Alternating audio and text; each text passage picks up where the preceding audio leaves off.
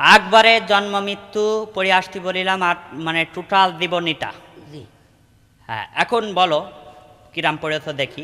আকবরের জন্ম মৃত্যু কত সালে, কত কত সালে বলে ফেলো। কত কত সালে? হ্যাঁ, অন্য প্রশ্ন করেন, আমি বলে দিতে পারবো।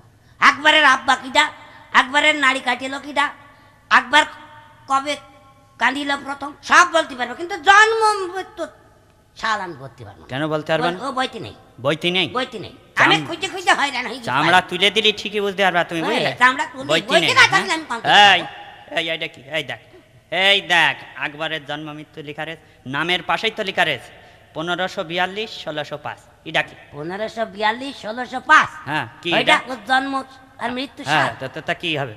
আমি তো মনে করলাম হয়তো আকবরের মোবাইল নাম। দেখেছো এ কি কেন করে হয়তো সহ্য দেয় না, করব? নামের পাশে নেই, নামের নিচে দেয় না মোবাইল নাম্বার। আর আমি তো মনে করলাম বোধহয় ওটা মোবাইল নাম্বার। আর আর আর আর কথা বলবি না,